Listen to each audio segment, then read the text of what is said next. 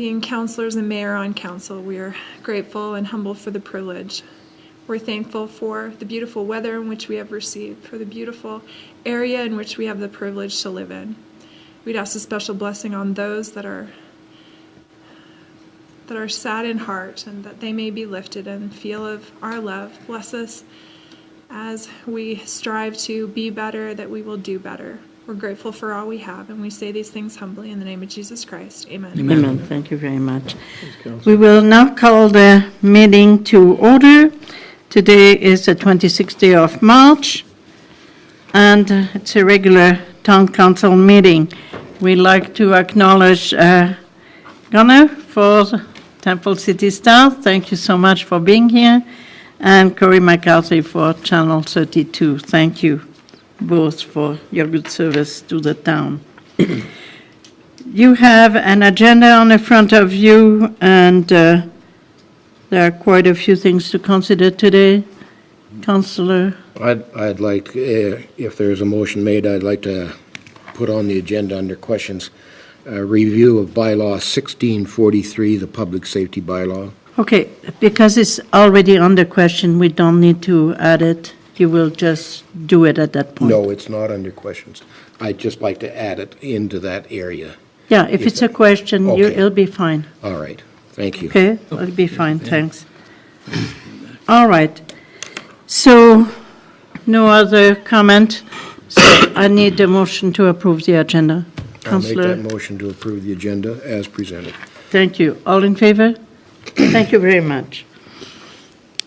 All right, we don't have Jeff at this time. Why don't we just go on to the minutes then? Yeah. Curtis, give us a chance to have Jeff around. Thanks. All right, we're going to adopt the minutes of the council meeting of March 12, 2019. Councillor Brown? I make a motion to adopt the minutes of March 12, 2019. Thank you. All in favor? Thank you very much. All right. Do we know if Jeff is going to be Yeah, he here was just going for a shortly? second. I think he was just going to find some agendas. I'm not knowing, but anyhow. All right. Okay, so maybe let's go on the item 6, but we're going to do on the 6B, as the other elements have to do with the financial audit report. Is he here? I could hear him. Maybe not. Is that the unsightly one?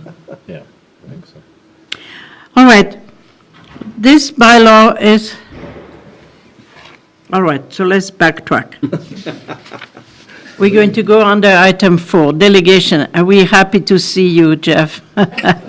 We needed you. All right. So we have a very happy item at this point to deal with, and this is for one of our employees, and I really would like you, Curtis, to come forward and to be recognized for all you have done for this town. And it's good to see you, Curtis. And we have here a nomination for Curtis Kerr, and it's called the Gerald Samuel Operator of the Year Award. And I will read part of the nomination because it will give you a sense of what Curtis has done in this town. Curtis started with the town of Cardston in 2009, working in a water and wastewater treatment plants.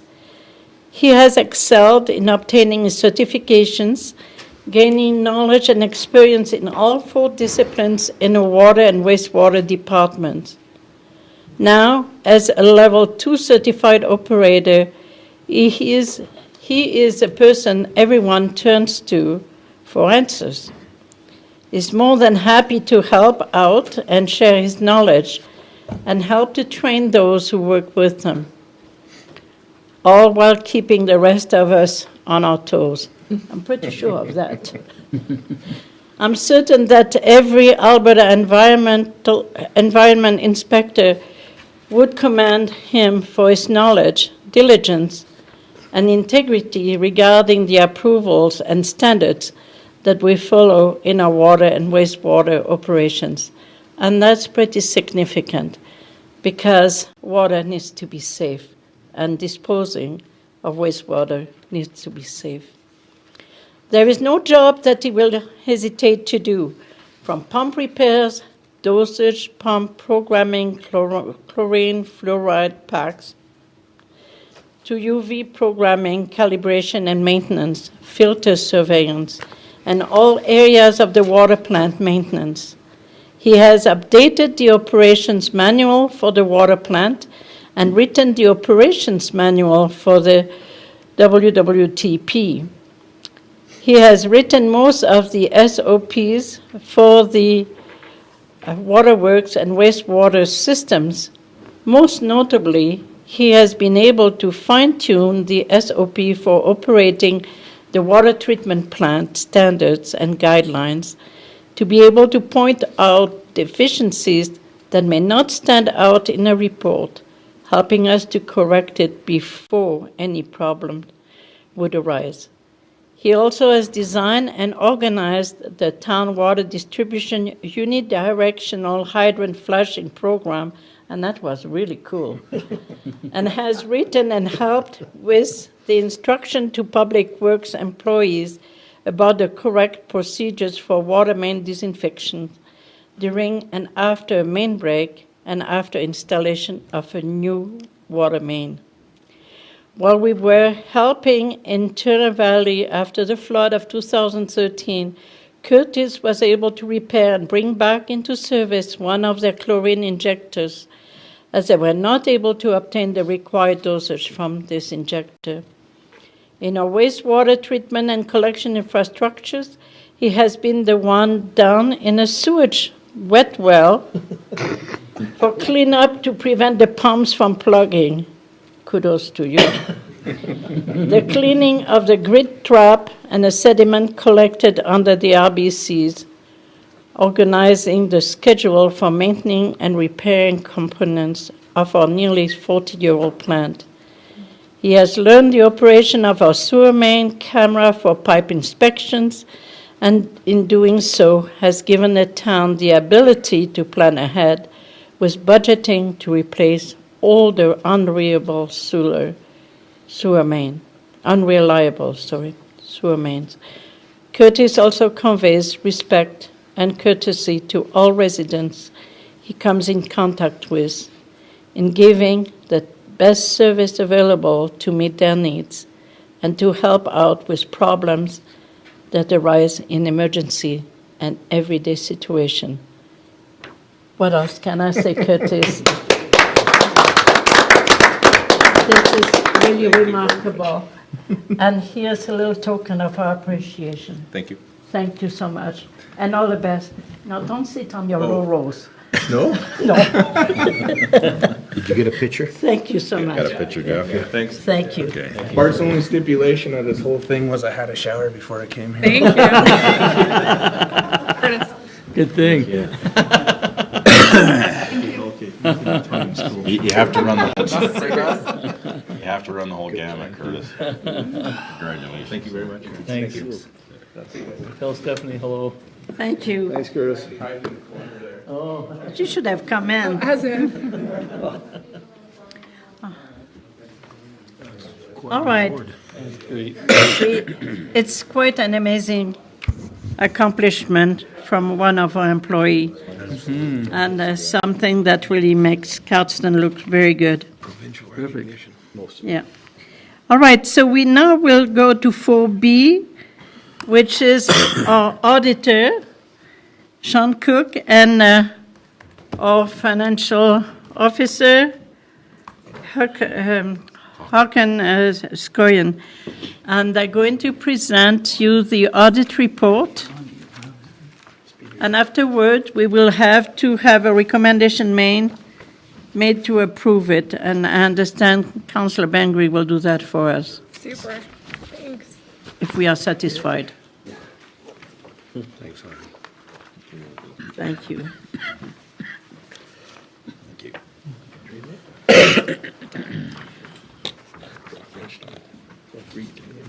All right.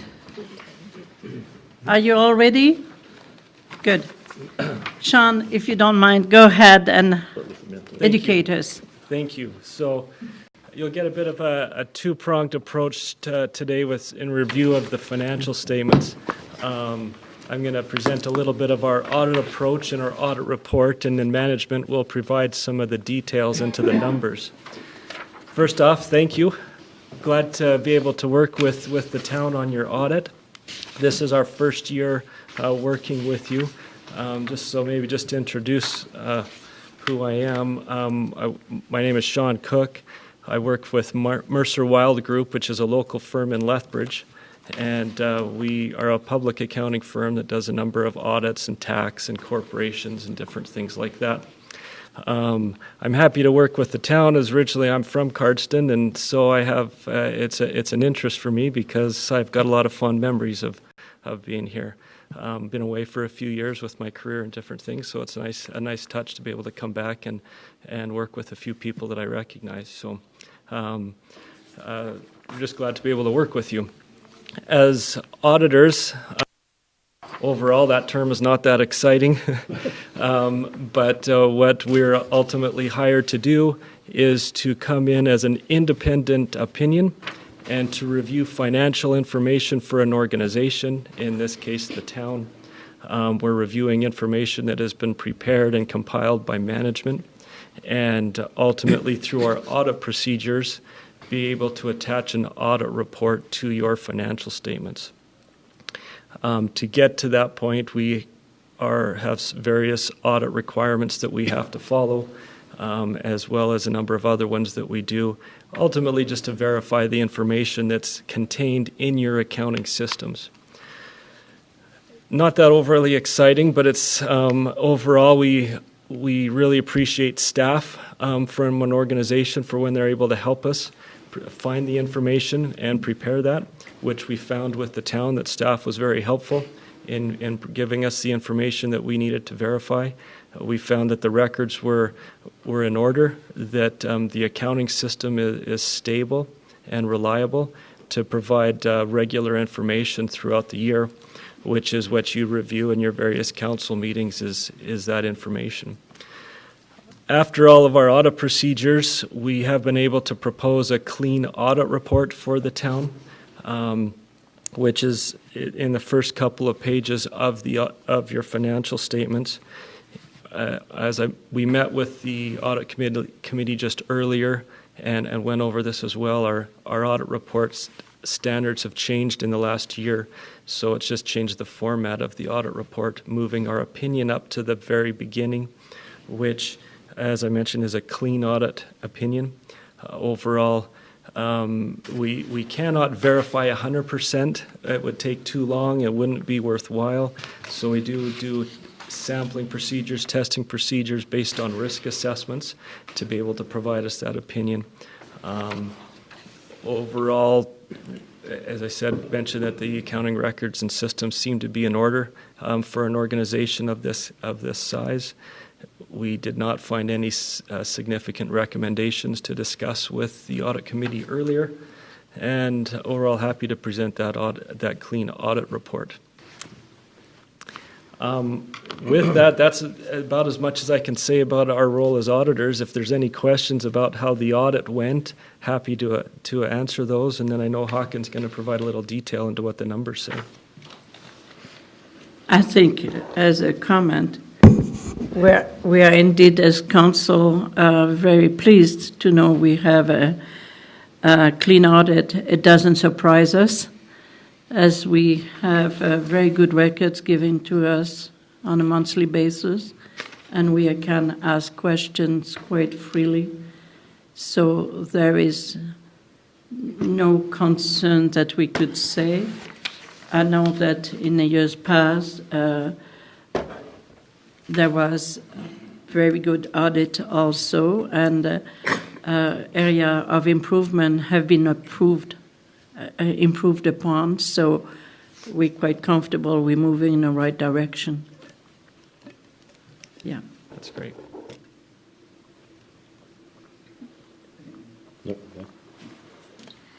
All right.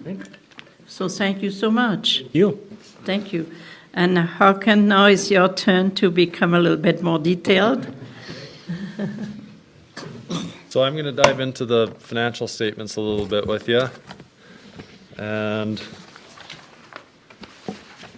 I'm going to mostly look at page 4 of the financial statements, which is the statement of financial position.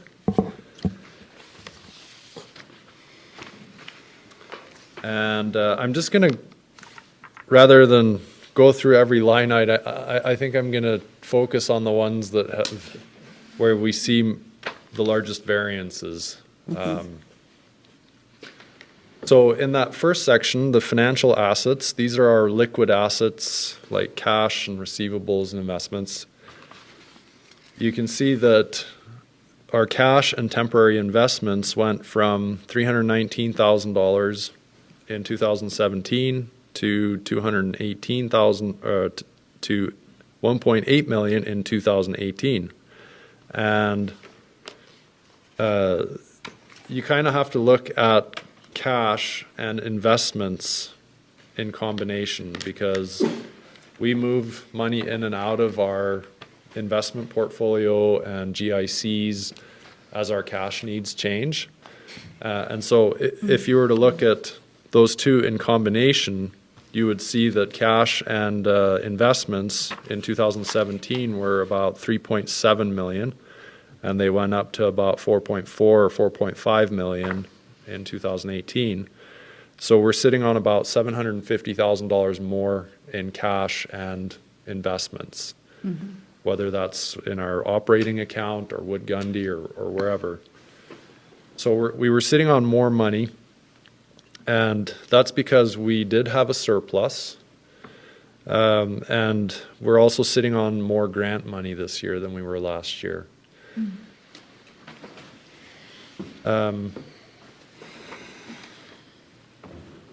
There's trade and other receivables. It went down from about 1.5 million to about 1.2 million. And that's just sort of an incidental thing. In 2017, we had spent some grant money but had not received that money yet. And so that bumped up the receivable last year. It was a little higher than normal in 17, so it's a little more normal this year. And so the total financial assets went from about 5.7 to 6.2 million, which is the right direction for your financial assets to go. Liabilities, the total liabilities were fairly flat. We were able to pay down our long-term debt. We didn't take on any new debt. We still owe about $500,000 on the sewer debenture, or the outfall line debenture.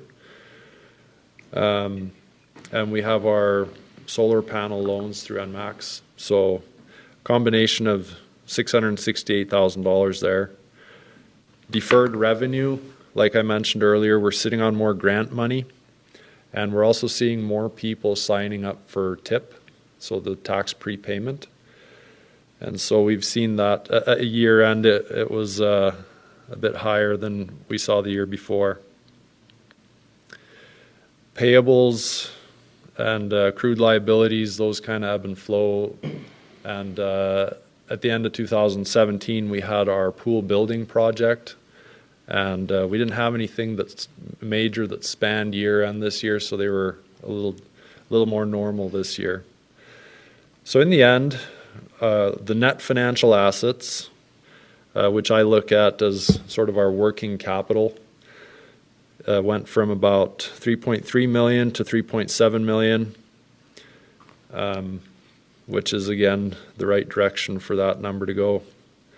And we've seen a steady increase in our net financial assets over over the years, so that's good to see that continuing this last year.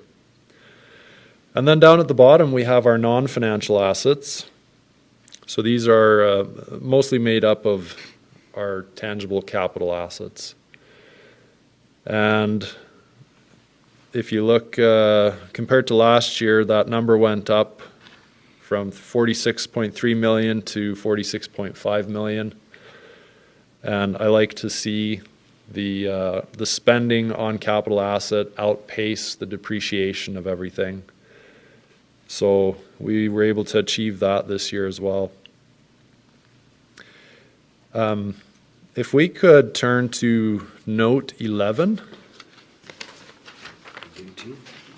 that would be on page 21. It just gives you the breakdown, a little more detailed breakdown of the accumulated surplus of the town. We're at about $51 million in accumulated surplus.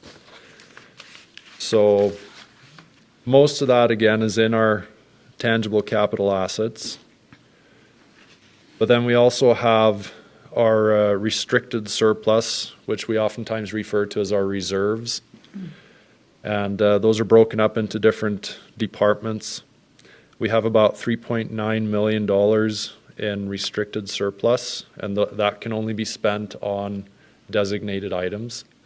And we'll look at that reserves listing here in a little bit. And then we have our unrestricted surplus, which is sort of like retained earnings or an accumulation of unrestricted surpluses over the years. And that money is tied up in our working capital, in inventory and other things that we just use in our regular operations. So that's the financial position of the town at December 31st. And if we skip to the next page, page 5, that is the statement of operations, which tells the story of what happened in 2018. So the first section there is the revenues. First line is our user fees and sales of goods. The better part of that is electrical, water, sewer, and garbage. And we budgeted, you can see the left column there is your budget column, and then the middle column is your actual column for the year. And we budgeted 5.2 million and we took in 5.7 million.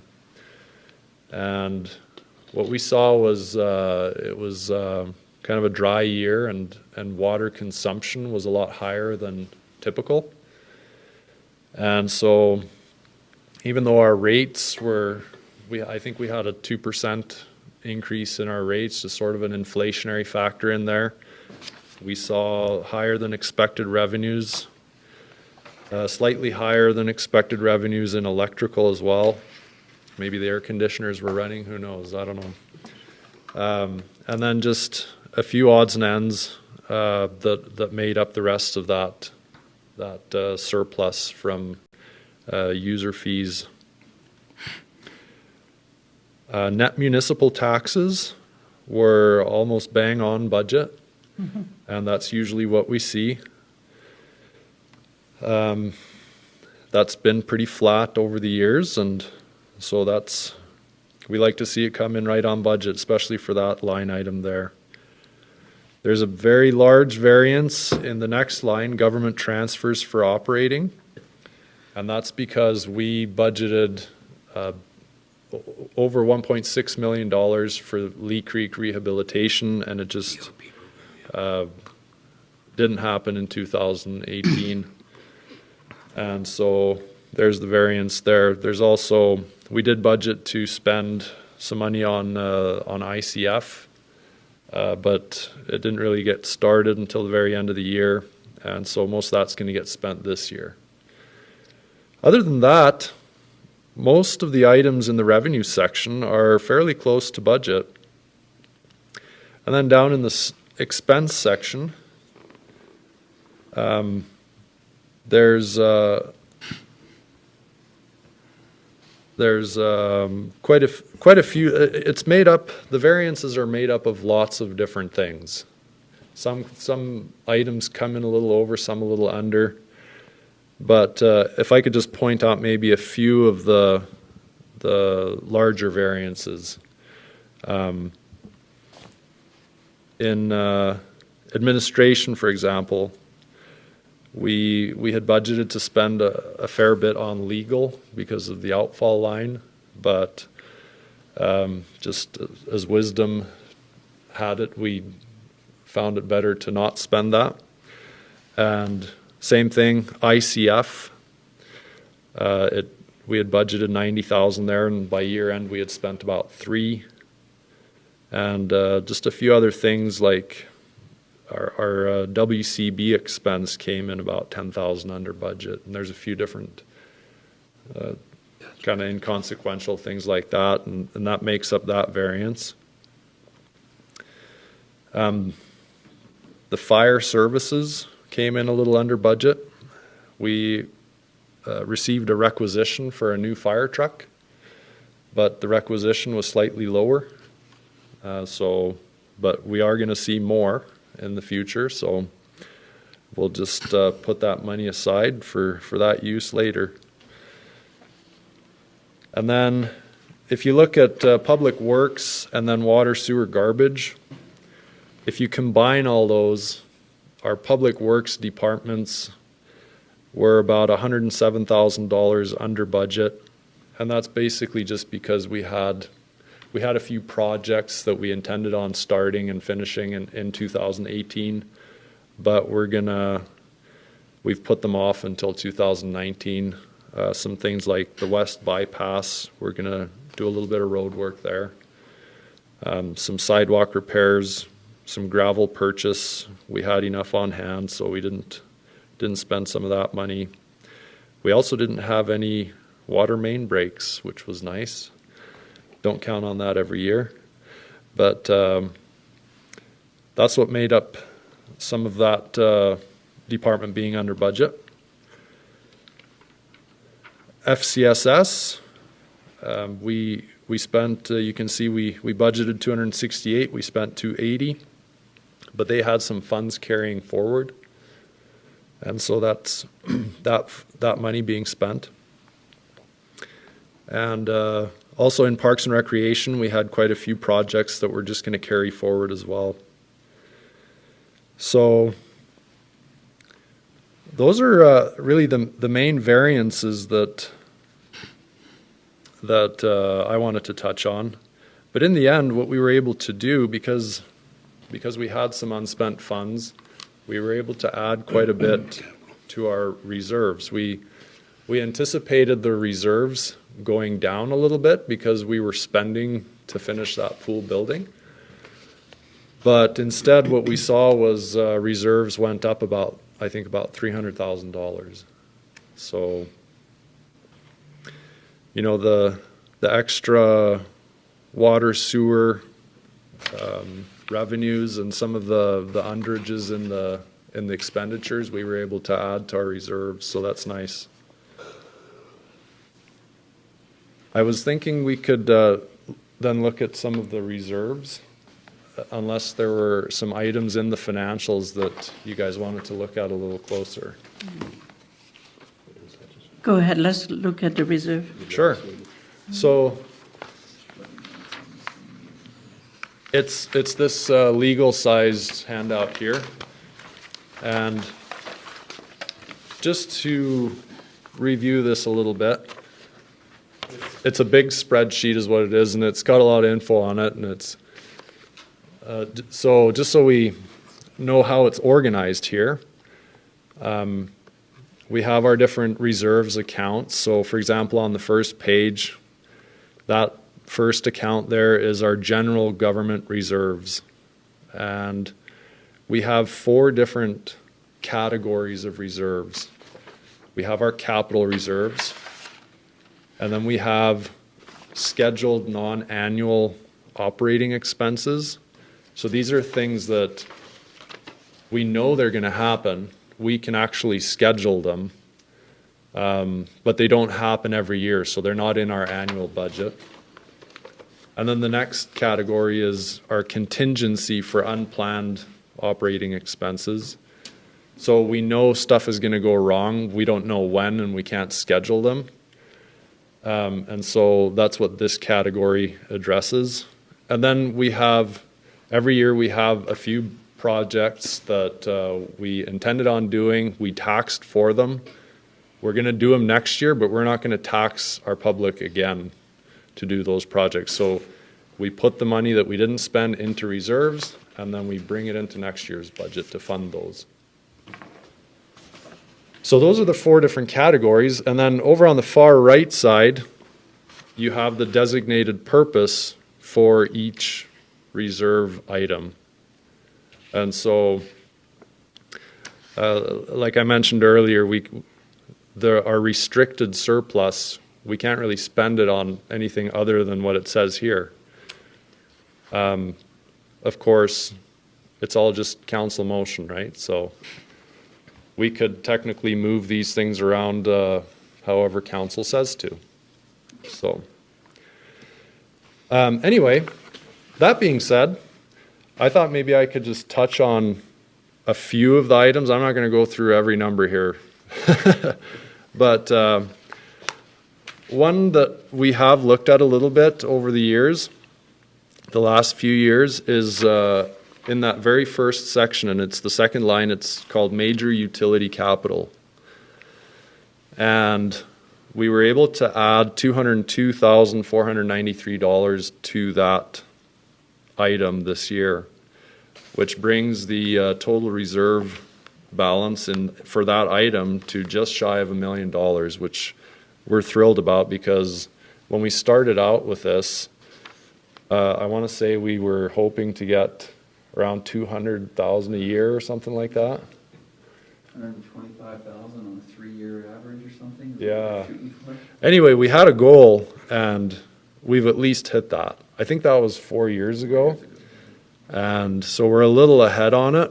And just because we had some savings in our major utility departments and a little bit extra revenue this year, we were able to add a little bit to it.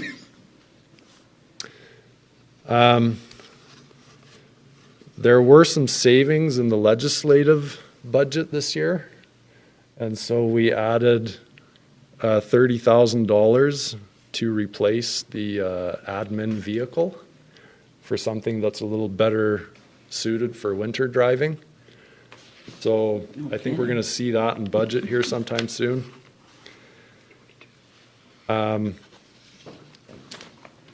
We've also padded our professional fees budget. Some of those legal fees that we saved, we figure we're going to not necessarily spend it on lawyers, but we're going to spend it on that outfall line somehow. And so we have a slush fund there that we've padded quite heavily this year. We've got some more money. I'm just kind of picking out a few highlights here now. We've got stuff for things like fire truck replacement, all sorts of things in here.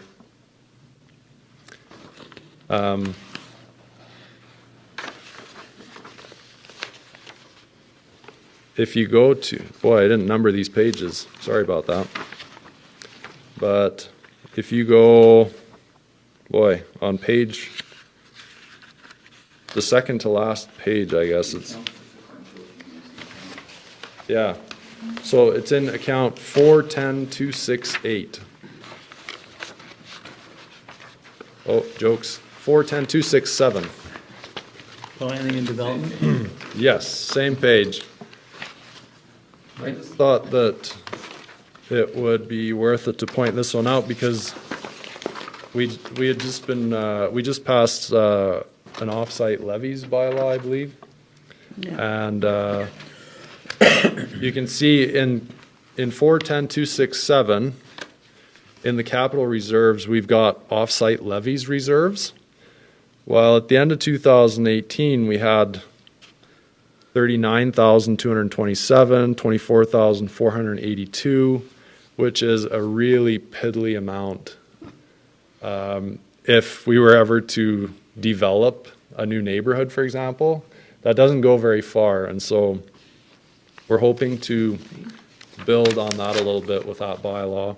So 410.26. Now, if we go to the next page, we'll be looking at the Parks and Recreation reserves. And of all the reserves accounts, that one probably took the biggest hit because of the pool project. But we still have a fairly healthy amount in there, and maybe one thing that I was a little excited about, because the golf course makes me a little nervous, was with some of the excess revenues and less than expected expenses, we were able to add a pretty good chunk to the golf course reserves, which I think will come in handy at some point. And there's a slew of other additions and expenditures as well in this listing, but I don't think there's really any surprises for council. I think we've reviewed some of the additions this year already, but I also wanted to point out that the $3.9 million in reserves, we actually have the cash for this. These aren't just, this isn't some accounting transaction. We have, between our GICs, our investment portfolio, and some of our operating funds, this is cash available for these designated purposes. And that's something that we watch every year as we make these reserves transfers, do we actually have the money for it? So it's not tied up in our capital assets or inventory or anything like that, that's not liquid. So that's all I We had. very much appreciate, by the way. That feels, it's a feeling good moment. Yeah, we don't want to decide to spend from reserves and then have to sell our loader or something like that, right? Yeah, So right. that's all I had. Thank you. Questions? Yeah. Councillor Court? Okay. Number one, I think this is something most towns in Southern Alberta would be jealous of. So well done. And I would just like to ask one question I'm a little confused by, replacing the fire hall. You know anything about that? Yeah, so what we do is we, Councillor, or was I sleeping when we, at the fire? Okay, okay. there's amortization or depreciation on the fire hall, Okay.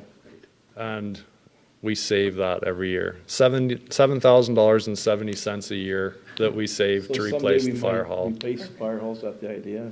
Okay. Yeah.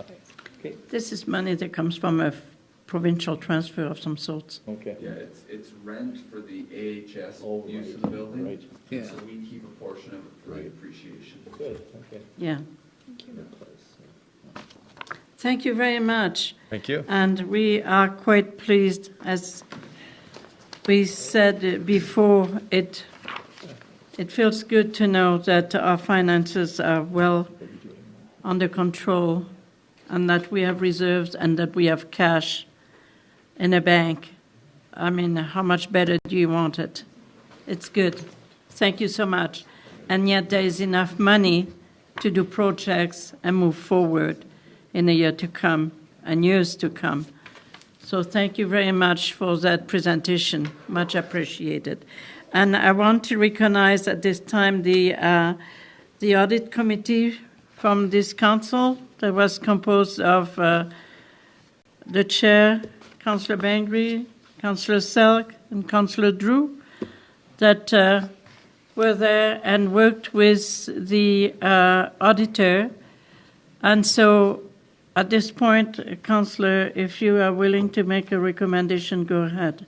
I'll make a motion to approve the 2018 financial audit as presented by D. Wild Professional Corporation. All right. Any questions regarding what you heard today? Seeing none. All in favor? Thank you very much. Second motion, I'd like to make a motion to approve the 2018 financial statement as presented. Okay. What was the last motion, sorry? It said the financial statement, I thought it was the reserve listings that we need to The do. reserve listing now. Oh, we do the reserve listing now? Yeah, the Okay, financial. approval of make a motion to approve the 2018 reserve listing as presented. Okay, all in favor? Thank you very much. So that's the two motions that we needed. Thank you so much. Can we pause for just a minute and get signatures? So Please, go ahead. Be on his way? Yes.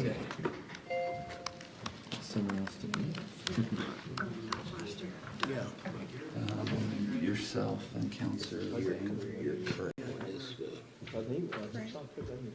Good field. Here, you need to sign that. Financial, No. do we have to approve the financial statements? Approve the financial statement, the audit report is in the financial statement. Okay, Makes sense? yeah. Yeah. So you should be okay. Yeah, we told you.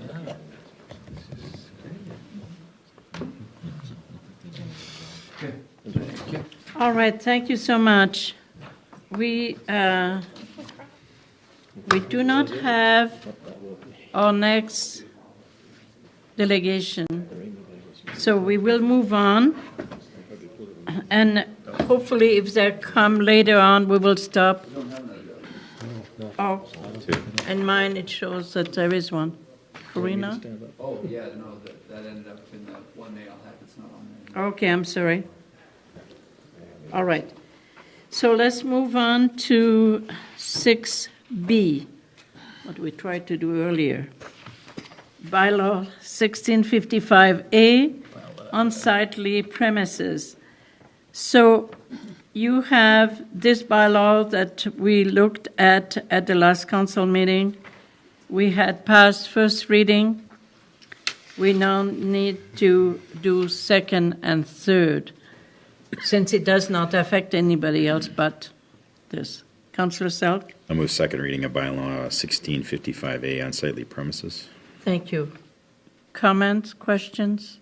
All in favor? Thank you very much. And Councillor Bengry? I'll make a motion to approve our third reading for bylaw 1655A, the unsightly premises. Okay. All in favor? Thank you. Now, 6C is something a little bit different. Jeff, would you like to explain a little bit what this Public Works ad hoc committee is meant to do? You bet. Thank Bart, you. Bart would like to do some community outreach and community events for Public Works Week this year. It's the third week of May, I believe. And he has been starting actually for a few months putting some things together, but he'd like to have a committee with a councillor on it. He's got some employees and he'd like the school division to be involved. We've already made some contacts there. He really wants to work with the schools and exposing the kids to those career paths. And so he is asking if we would do a very short term, this is 2 months, and have an ad hoc committee to support that initiative in the community. And in fact, Council, I volunteered myself because I think you are way more busy than I am. And so I thought I might find a little bit of time. If it's okay with you, you need to approve me. Councillor Selk. I move that Mayor Kronen be appointed to the Public Works Ad Hoc Committee. Thank you. All in favor? Thank you very much. And that includes the per diem for those meetings and stuff? I imagine so, I don't know, but I'm not too worried about it. I have another favor to ask. Actually, we could have done that. No, that'll work. But can you also approve that bylaw 1681? Yeah, absolutely. Councillor Brown? I make a motion to approve the draft bylaw 1681, First reading. first reading, Public Works Week Ad Hoc Committee. Okay. All right, all in favor? Thank you very much. We could do Jeff, 2 minutes. we could possibly pass all the reading, honestly. It's not going to disturb anyone in the town. I'll make a Councillor motion Cole? for second read of draft bylaw 1681 Public Works Week Ad Hoc Committee. Thank you. All in favor? Thank you very much. So I need... Move to allow third yeah, reading. Exactly. Thank you very much. All in favor? Thank you. And then Councillor Bounds? Move third reading for the bylaw 1681, Public Works Week ad hoc committee. Okay. All in favor? Thank you very much. I think it's an extremely good initiative for many purposes. First of all, it's good for the citizens to know what's going on, to educate the public a little bit more about what's going on. When you see all what's being done by those fine people that work in the water, wastewater, it's absolutely amazing. And public works, the street and all that stuff is unreal. And we also need to promote those jobs because sooner or later we need to think in the future. All right, let's go to 6D. Draft bylaw amendment 1679A. I'll Now, just Jeff come up is- right off the hop here. Jeff is going to explain to you the need for amendments. So I don't like these, Council. I prefaced my backgrounder with an apology. Brad was working on a new schedule for the fees and that's what came to you for the third reading of that bylaw. So we approved the new schedule, which, when we reviewed it after, needs some discussion, it needs some debate, and it needs some work. But what we have now is we're in the middle of a year where some people paid so much and some people will pay so much. So I am requesting, while unorthodox, that you pass 3 readings on the bylaw amendment so our schedule's back where it needs to be. We do want to talk in the fall about some amendments to it, but in due time. It Right. was premature. And Council, it passed me by because I didn't have the comparative. Yeah. So not having anything to compare with, I thought that those were the rates. Me too. I So should have looked at that closer. I did not catch it, so I'm sorry about that too. All right, so we need to do 1, 2, allow for third and third. Councillor, I'll make a motion to, for first reading on 1679A. animal propose bylaw. amendments. Yeah. Okay, all in favor? Thank you. Second, Councillor Drew. Make a motion to, for second reading, pardon me, draft bylaw amendments 1679A animal bylaw. All in favor? Thank you. Now I need allow third. Councillor I Bounds. move to allow third reading for bylaw 1679A. Okay, all in favor? Thank you, Councillor Selk. You had your hand up. I'll move third and final reading of draft bylaw amendment 1679A. animal Okay, bylaw. all in favor? Thank you very much. All right, let's go on to 7. 7A is a little bit of an interesting story. I was talking to Councillor Court about that one. What's happening is that Moment Trail is kind of changing its orientation regarding what they intend to do. They want to be more focused on tourism and really look at a more regional kind of approach. So what we are doing right now, we are a group of one person from Raymond, one councillor from Raymond, a person at large from Stirling that has been appointed by her council, myself, and we have Raymond represented also, so the 4 communities are represented, and we are working on new terms of reference. So once we have that organized, hopefully in another month or 2, we will present that to the committee. We will have to approve all that. So right now it's a work in progress. It's about all what I can tell you. So with this move, Mayor, this will take us right away from the Chautauqua. It's going to separate the 2 entities. Good. So it's going to, yeah. So that's another item we need to discuss a little bit to try to see how do we give Chautauqua the full autonomy from that Moment Trail. Now, question on top of that, Mayor. we have made a decision to put, was it $4,000 a year into the Mormon Trail. No, 10,000. Was it 10,000? So what is going to happen with that money now? Okay. Right now, we have bills to pay. We have not transferred the money because, for the good reason that the 2018 reconciliation was being done by Sterling, and Sterling had a change in CAO, and all that stuff is a work in progress. So as long as we don't get our bill, we are not transferring money. So the money is in reserve right now. So as what we speak. happens next year? There's This- other discussions that McGrath will take over that. Wasn't it McGrath that was going to? Yeah, but this is what I cannot totally explain to you right now, because this year we will have a Chautauqua. Next year we do not know what the appetite for the 4 different communities to carry on. So all that is a little bit in transition right now.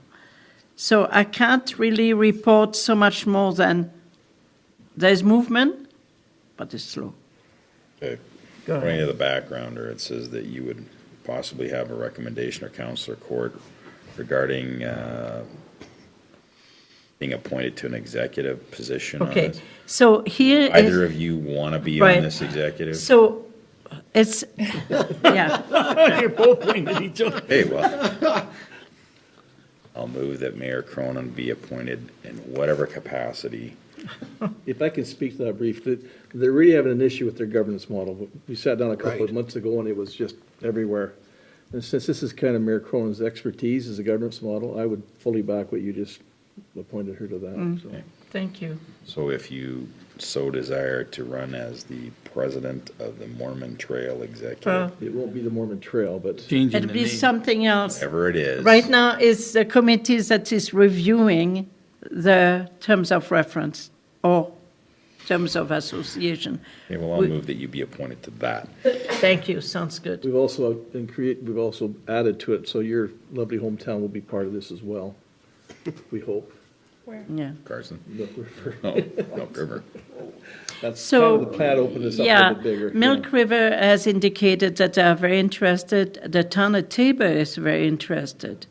So it might be, this is why we're looking at something more regional. Mm-hmm. The problem with the town of Tabor is I find themselves in a very odd position. Lethbridge is now totally looking after Lethbridge, and Medicine Hat is a little far away. Mm-hmm. And so Tabor is not hooked up to anything regional regarding tourism.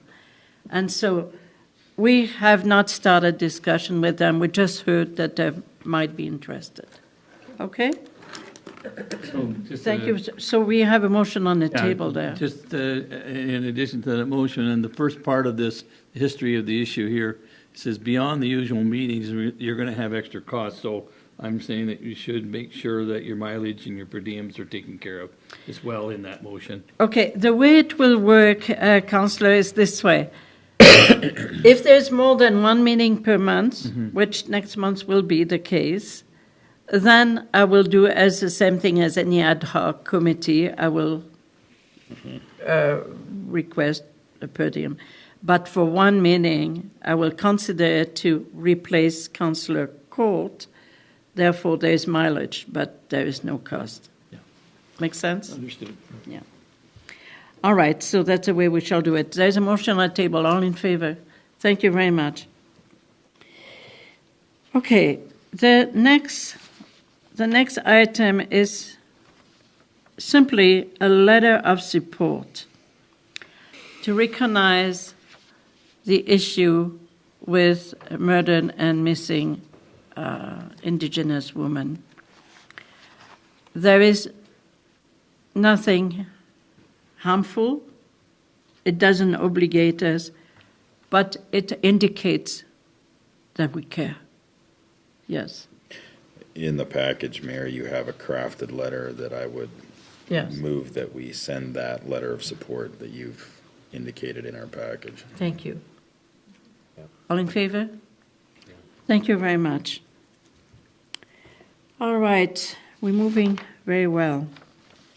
8, committee reports.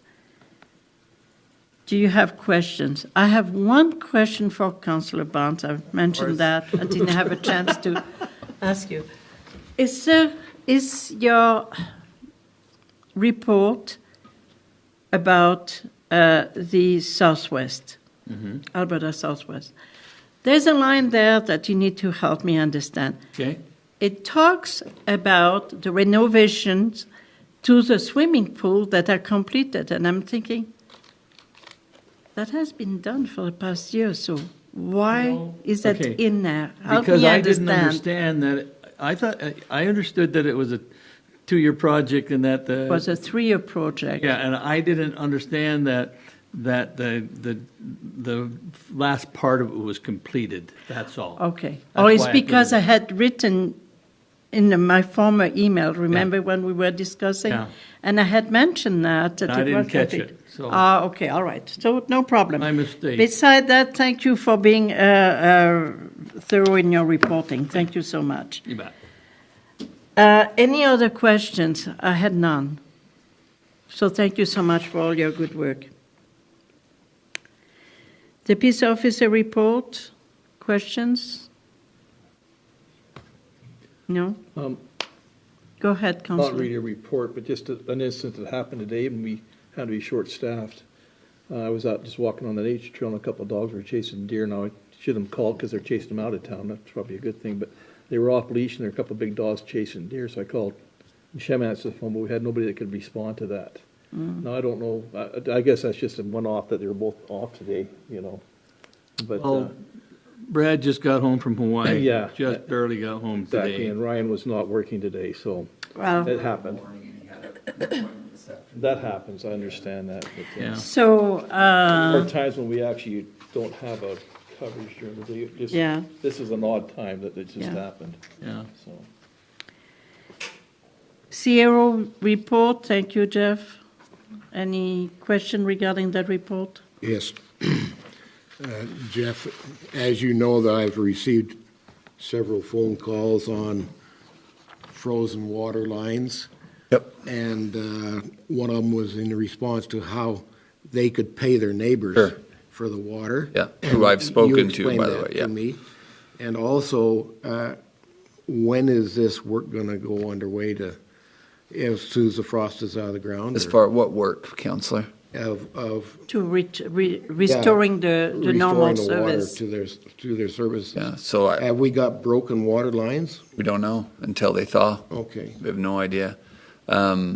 So everybody we know of has water. They have overland water from their neighbor. So we're not aware of anyone without water, and we'll certainly be there to help them if we find out. And to your question, the lady you called me about, her and I had a good conversation yesterday, and she was excellent, very understanding, saying, this could be 3-4 weeks before I know if I have a broken water line or not. And I said, yep. I don't know what else to say. I can't manipulate the frost in the ground. That's right. Yeah. In regards to the frost too, I noticed the potholes are getting pretty serious in town. And I've been driving around and hit some pretty serious ones before I thought about it. The same ones year after year, right up here by the temple and the 2nd and 3rd Avenue and 2nd Street. That's always a nasty. But this laneway over here is really bad. It's the worst I I've noticed ever that seen. too. There's a couple craters over Oh, there. my It's goodness, my bad. vehicle just about went in it. Yeah, that one was So, surprisingly bad. I guess so. I'm just wondering when that's going to be beginning, because there is still frost in the ground. It's coming up, and it's kind of hard on new It pavement. would push You it fill out. in there, it'll just push it right out, won't it? So just to be aware. Yeah, no, I go to the public works shop every morning after council meetings, so I'll be there at 7 tomorrow morning. I'll kind of get a feel for. I put at the end of my report, "'Tis the season, expect calls," Right. Yeah. because we'll get them too. Is that possible for that particular one? I know exactly Yeah, which one is, to add some gravel or dirt or something? Yeah, At least Because something. that one is very I deep. know it is. Go ahead, Councillor No, if Brown. we can just go back to the water lines for Yeah. just a second. Is it not the homeowner's responsibility when because one of the homeowners I'm aware of, and her water froze up, and so she paid out of pocket to have a group plumbers here in town Correct. come and unthaw her line, and it worked, and we're good to go now. Yeah. So is it not the responsibility of the homeowner to do So that? it is. Okay. So the bylaw reads that the town is responsible for, well, so with water lines, the town is responsible from the main to the, what we call the curb stop or the shut off. So in all of your driveways or front yards, there's probably a curb stop. Yeah. The town is responsible from the main to there, and the resident is responsible from the shut off to the home. So one of the difficulties, and we're actually going to talk about this Yeah. a little more as a group because this is unusual. We don't normally No. see this. We don't have too many problems with this, but the frost was so deep. One of the problems is if your line freezes 6 inches outside of your home, because that's the high point, by the way, so that's normally the highest elevation point of it. If there's no water running in that all night, the whole line's now frozen. It's frozen from start to finish all the way to the main. And so it's frankly difficult to pinpoint whose problem it is. It really is. So what we chose to do is once the first week this happened, it was still getting terribly cold at night. You know, it was 15, 16, 18 below at nights. But the next week it was only about 3 or 4 below, 5 below at night. So that's when we went out and started hooking up people overland and saying, look, we'll do that to the best we can to get everybody water. And then we don't know what those breaks may or may not look like. So if the water could move down the pipe as it froze in a location, it may not burst the pipe. But if it froze in between 2 other places that were frozen, the only place it has to go is to split the pipe. So to be determined. And some people chose to phone plumbers and thaw them. Other people chose not to. And so after that first week, we went and hooked up who we could overland to their neighbor. Jeff, did the town now purchase equipment? So we bought a little what's called a jetter, Jetter, and so we have that now, and so did some of the local plumbers. Also purchase it after this event because there was nobody in town that could deal with it. There was nobody local that had the ability to deal with it, and we had a makeshift little machine. I've never seen the thing. The guys were telling me, and they tried on a couple of properties for a while, but didn't get anywhere with it. The difficulty with that, and one I can speak to, is her son-in-law was a plumber, and he came down and spent a day feeding a hose down with hot water and got a long ways down. It didn't fix it, so he says, I'll come back tomorrow and finish it. Well, guess what tomorrow brought? The whole line was frozen again. Right, so everything he'd done to that point simply froze again. Waste of time. And so that's one of the struggles with it. It's not something easy to fix, and it's not been a Cardston issue this year. That's right. Lethbridge, McGrath, Claresholm, Pincher Creek, we've talked to some others. Everybody's Calgary had dealing. over 800, Right. 800 bricks. Yeah, it's been really interesting. Yes. So if in fact the plumber tells the homeowner that it has frozen 40 feet, Yeah. 45 feet out from the house, How do then you know? I'm not a plumber yet, but Yet. this is what their machine told them, Yeah. that the ice was Yeah. 45 feet out. Then that would not be. I mean, that's Town property. town property. Yes, so the question is, did they thaw to that point, or could they just freely go out to 40 feet? right. Right, so my guess is, again, normally the elevation of the line is higher at the home than it is at the main. We had no mains freeze, by the way. We had no issues in mains freezing Right. because they're deep enough and they have enough moving water. Right. So the letter of the law to your question is, if they freely went out 45 feet past the curb stop, that's us. That's on us. My guess is they didn't. My guess is they started at foot 1 and worked their way out until they got to a point. But I don't know that. I don't know the details of any of the properties, frankly. Okay. Thank you. Yeah. Mayor, we have Councillor Court here. Councillor Cole. On my walk today, I came up 9th Avenue with the bypass road by my house there. It's provincial highway. Volker Steven happened to be there looking at that. The Volker Steven foreman was my son-in-law, so I got talking about it. And he'd been with the provincial guy, he said, for quite a while today, looking at the different roads and that. And he mentioned, I need to talk to him a little bit more about this, that if the town howled a little bit more about that road, he mentioned, he said the mayor, which I mean council, the town, that they might do something a little more permanent there. So I don't know, I'll get a little more detail on On that. 9th? On 9th. Every year when you come up the road, they fix it every year, and every year it falls apart again. Pretty rough shape all the way across now. Well, it's absolutely, it So becomes he kind like of indicated that if we, moguls. I'll talk to you more about this, but he kind of indicated if we sent a letter maybe, or something that, displeasure of that road, every year it falls apart, if they would just Yeah, pave up the road, and then it would be. Well, and it's Well- bad all the way to Levitt's now, like all the way to the It Agro. is, it is. Yeah. It's really bad on that road going up the hill. Yeah. And on that corner going Yeah. towards Levitt's as well, yes. Yeah. Yeah, I hear you. So I'll talk to him a little bit more, and maybe if we can send up the letter to transportation, who knows, maybe they'll do something more with it. To indicate they were, Doesn't hurt. yeah. All right, CAO report, we're done? CEO report is okay. I wanted to ask a question. Please go ahead. On the MSI grant funding agreement, you signed that through to 2022. What's the figure? Status quo. Okay. It's Yeah. about 800,000. Well, I shouldn't say, that's not completely accurate to say status quo. It's a formula every year, because we don't have wild fluctuations in assessment or population. It's basically within a few We did go up dollars. after our census. Yeah, so we'll So- see some of that, So yeah. that we'll get a little Yep. bit more. Yep, Okay. yeah, but it doesn't fluctuate greatly for us. It's pretty consistent. You board check your son in that hockey game, or? I did. I got a penalty for it. All right. Got the money for the creek Yes, rehabilitation. All in the finally. bank, as you could see. Whew, Thank goodness for that. Through that, it's all in the bank. Good. And We can't do nothing plus, for a while with it, but- yeah, plus we have also, Jeff, if I'm right regarding that creek reclamation, that we can start on the next project. You want to elaborate on that for a minute? Yeah, sort of is how I'd answer your question. So we have design, that's all into the province. We have the quotes, that's why they have the 1.6 million earmarked for us. I'm very cautious to walk back into another situation like we just had where we don't know if we're getting the money years later. And so we've requested a meeting with the regional coordinator for the province. We do not have DFO or Alberta Environment approvals to go in the creek yet, but those don't normally come until August. That's normally the window. We've requested to do it early because the water level's so low right now, but we haven't got there yet because I want the province to give us assurance that if we do it exactly as designed, there's no risk of not getting The funding. first. Because we have to front all that money. We don't get it up front. We have to pay it all and then submit for reimbursement. So we have to cash flow that project. And that costs us money.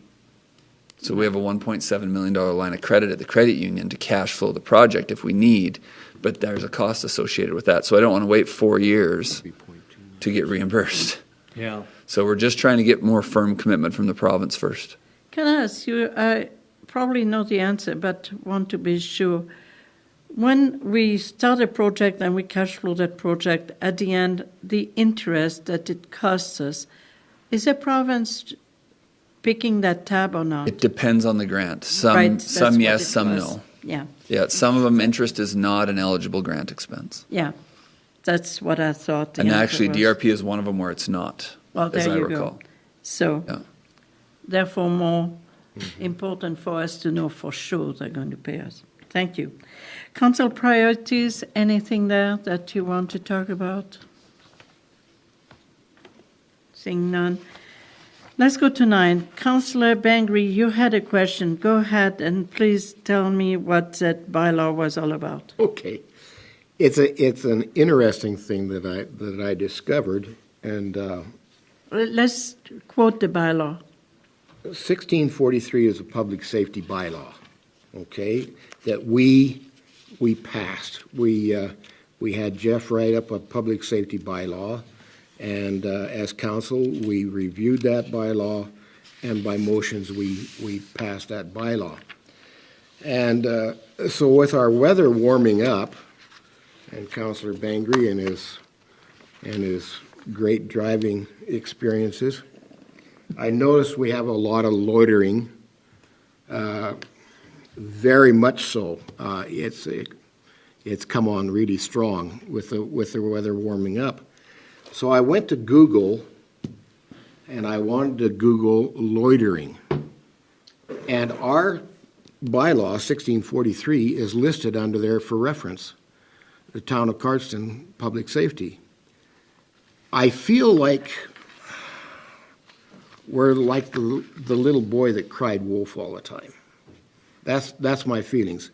We have an excellent bylaw concerning loitering, panhandling, urinating on our streets, and so forth like that, but it's not being carried out.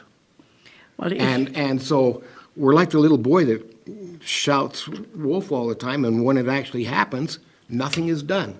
And I think that we need to, as council, enforce that loitering and panhandling right to the maximum, because how can we benefit our businesses when you can't get into a business? And the public safety element of that is when you're sitting in your car, and it's happened to me, people come up and literally rap on your window and ask you for money and stuff like that. This bylaw is an excellent one. We need to enforce it. all right, if you remember when we talked to a police officer, maybe, The council, that was Sergeant Hodge. right, Yeah, he was here. in the new Staff Sergeant.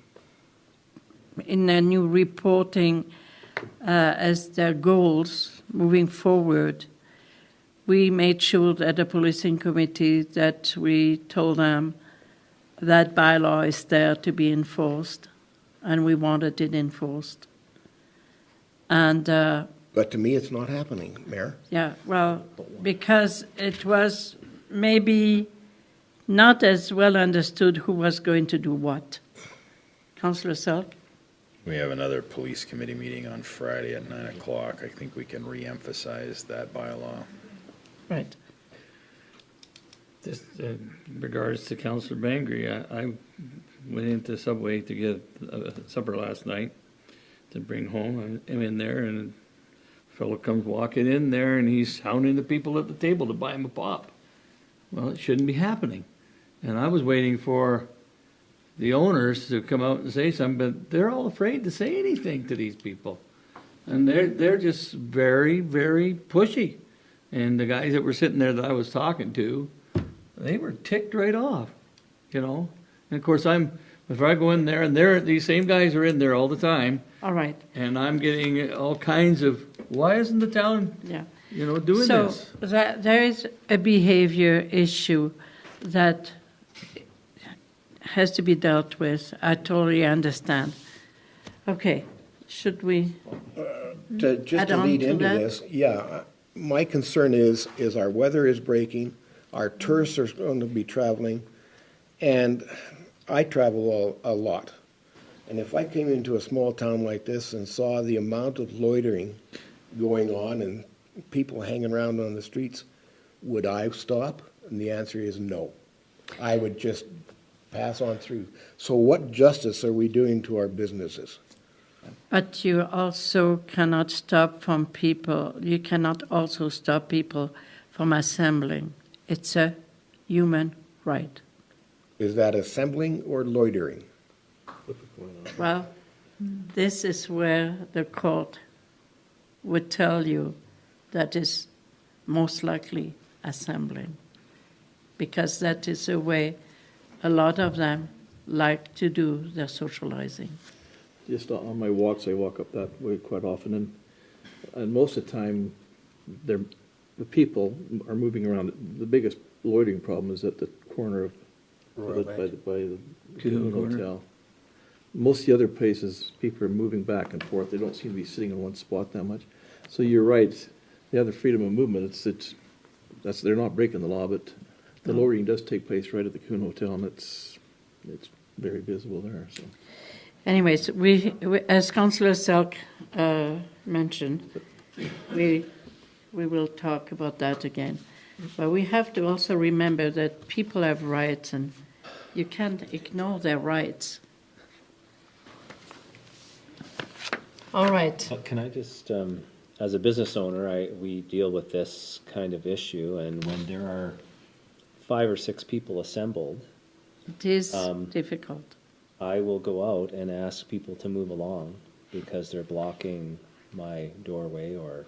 And that you have the right to do by the bylaw. And I think maybe business people need to be not aggressive, but they need to be actively doing that to make sure that people aren't kind of hanging around, but. It is in a bylaw, and it is a legal right of a business to not have their entrance with an obstruction due to whatever, be it people or things. And so, I just think it's frustration. I think it's frustrating as an owner of a home in town or as a business owner on Main Street, that not only are they having to run their businesses, but now they have to shoo people up and down. That's frustrating for them, especially when they realize that we do have bylaws in place.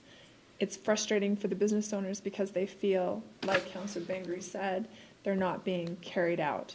I think it has gotten better. I think it's gotten better than last summer. But we had some nice cold weather, which helped with that, right? And I do know that Sergeant or Captain Hodge, Corporal Hodge, that he's absolutely been working on it, and we're seeing way more boots on the ground than we ever saw before. So I'm thrilled with that. they have doubled up Yep, their for sure. quotas for being present in town, so that's already an improvement. That was as per the request of Councillor Selk, if you remember that. Absolutely. Just one more thing. Okay. Just so that you're aware, they do have a new congregation point on the other side of the Royal Bank there around the trees. Yep, in the They're, trees. you'll see 8, 10 of them there. You know, And they're all there. And not only that, that's their urinating tree. They're all right there. And it's very frustrating. unfortunate that human beings don't have the facility for their natural needs. Yeah. We looked at it 7 years ago, many times, and we could not find an appropriate solution. If we had this solution, that problem would be fixed. Yeah. We just don't have it. But if you're willing to work on that one, This is help something us. like you and I talked about earlier, and it's frustrating because the funding needs to come from the federal government, but something like a friendship center would solve a lot of the daytime problems, where they would have they'd have a place to go, to, get out of the cold or go to the bathroom or whatever, but that's something maybe we need to start pushing a little harder for. Yeah. All right. It's not an easy fix. It hasn't been fixed. You know, I mean, I remember walking on the Champs-Élysées and being so free walking there. Now the Champs-Élysées were pristine in a sense. Every 50 meters or so, you will see vagrant that are sitting on the ground begging. No one pushes them away. There's nowhere to go. Yeah. It's a very sad aspect of society when those who are the most vulnerable are really not appreciated for being human beings. It's a problem. Yeah. Anyways, let's move on. 10, correspondence. So here is 10A, Barry Morishita, AUMA, it's an update. Councillor. I have a question about this. He mentioned there that the writ has been dropped. The presidential election will take place Yeah, well, it is on going to the take place. April the 16th. That's right. There's a lot of discussion going out there about voting now, regulations. Some people are saying, well, now you have to pre-register to vote, and other people are saying you just No. come to the voting station Pre-register. and you bring them your ID like we've always done in the past. What is the rule today? I'd like to know for sure. The rule has to be, look at the provincial site. I spent the last provincial election as a trainer. I actually went to different towns to explain how that Okay. works. They can vote the day, they don't have to be registered. They can register that day. They have to have a piece of ID. With their ID. With the property, or they can have somebody sponsor them. Yeah. And even when I was down at one of the campaign officers today, they didn't even know that. I says, if they're sponsored by somebody, they can vote. You can sponsor 3 You're different sure people. that the rules haven't been changed for this election? I'm sure she's changed them a bit, but I also know that it hasn't changed enough that they have to allow you to vote if you have ID. And if Just go Alberta provincial election, you will if find you all go the there, rules. they will actually send you a little card and tell you where to vote, then the problem's over. You have to vote. But no, I saw that little thing going around Facebook too, and it was wrong. So, Go ahead. My wife phoned in and actually registered it. yeah, you can do that. Yeah. Then they'll send you a voting card and tell you where to vote. You walk in, it's easy, so. Yeah, usually they send you a card, and I You haven't don't seen do it that yet in the ma- anymore, I don't think you have to request it. Yeah, you have to register.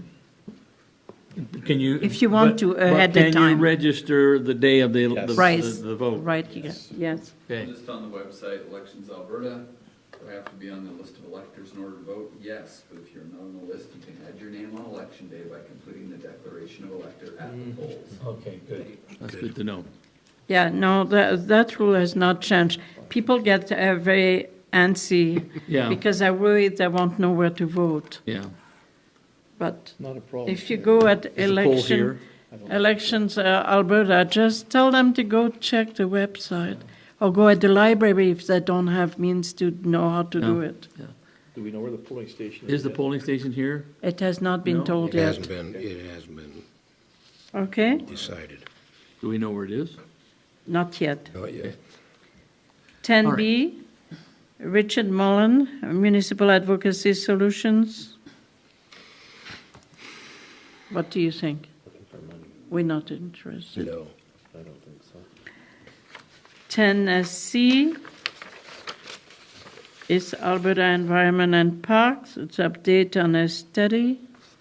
April 20th, I have next to it, Jeff, why do I have? Sorry, what do you have next to it, Mayor? April 20th, can you tell me why? No idea. Okay, perfect. Where I meet with you before all these, I'll bet you I know why. Because they want to start in April 2019 and end in 2020. So you got April and then 20 for 2020. Ah, There you go. that explains. Train of thought every now and then. Thank you. You're very good. You're very good. All right. Next, 10D is an Alberta Health Service How about 10C? report on engagement. 10C. We just did that one. And 10E, Minister Hoffman. There was another piece of correspondence that came today. Jeff, is on your desk. Registry. No. It's regarding Ambulance. the transportation, the corridor, Oh, yeah. and they're interested to sit with the committees that look after that and have some more discussion. I thought that's the first positive. Wow. So it wouldn't be the minister, it would be bureaucrats, but it's okay. We'll find out which government's in order at that time. She threw a little campaigning speech in the one paragraph too. See that? All right. So 11 is a confidential item, so we need to Mayor, adjourn. just Yes? give me 1 minute. Should we be mentioning the registry No, that's for, so ourselves? Okay. go ahead. So before we go in camera, I have a pecuniary interest related to, thank you, related to the matters in the closed session, and so I will leave the room for that discussion. Thank you, Councillor. Well done. We excuse you. Thank you. All in favor? Motion to go into closed session? Motion to go in camera, or closed session. We just voted on. Didn't we, did I call it, I did not call, oh, I didn't call it because you spoke Because I first. went ahead. Yes, okay, all right, so, Motion to go closed session. Councillor Bengry. as, okay, Councillor all in Bengry. favor, let's vote properly this time. Thank you. We have the motion. There we go. I need about All a right, 2-minute thank you break. so much to the media. Stay until we Why they're Been a taking- pleasure. Why they're taking it down. Do you need to take a break?